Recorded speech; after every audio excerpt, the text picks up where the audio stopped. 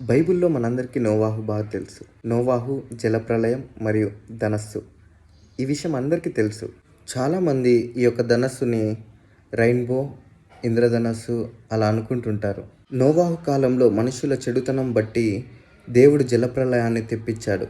అలాగున భూమంతా కూడా నాశనం అయ్యింది. జలప్రళయం జరిగిన తర్వాత దేవుడు నోవాహుతో మాట్లాడుతూ ఆదికాండము 9వ అధ్యాయము 13వ వచనం, మేఘములో నా ధనస్సును ఉంచితిని, అది నాకును భూమికిని మధ్య నిబంధనకు గుర్తుగా నుండును.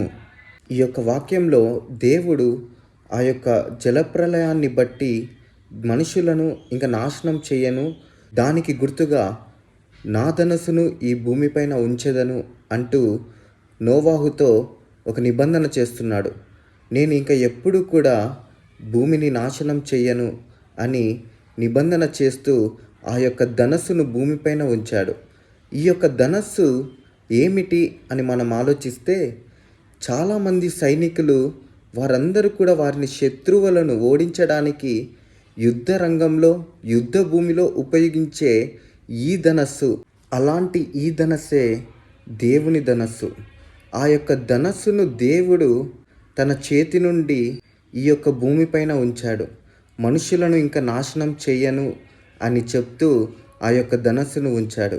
మనం వర్షం పడిన తర్వాత చూసేది ఆ యొక్క రెయిన్బో ఏదైతే ఉందో అది దేవుని ధనస్సు. ఆ యొక్క దేవుని ధనస్సు ఎలాగున ఉంటుంది అని మనం చూసినట్టయితే, ఆ యొక్క ధనస్సు పక్కకు పెట్టి ఉండలేదు, కానీ ఆ యొక్క ధనస్సు ఎలాగునుంది, పైకి ఇలాగున ఉంది. అంటే దేవుడు ఆ యొక్క ధనస్సును పెట్టేటప్పుడు అది భూమికి పాయింట్ చేస్తూ పెట్టలేదు. ఆ యొక్క ధనస్సు ఎలాగునుంది, ఆకాశం వైపు తిరిగి ఉంది. మనం ఆ యొక్క ధనస్సులో విల్లును పెట్టి ఎక్కుపెడితే ఆ యొక్క బాణం అనేది ఆకాశంలోనికి వెళ్ళే విధంగా ఉంది, అది భూమిపైకి వెళ్ళే విధంగా లేదు. అంటే దాని అర్థం, ఇకపై వినాశనం కలుగజేయాలనుకున్నా, ఆ యొక్క విల్లును ఉపయోగించాలనుకున్నా అది నాకే తగులుతుంది, నేనే ఆ శిక్షను అనుభవిస్తాను అనే విధంగా దేవుడు ఆ ధనస్సును ఈ భూమిపైన ఉంచాడు.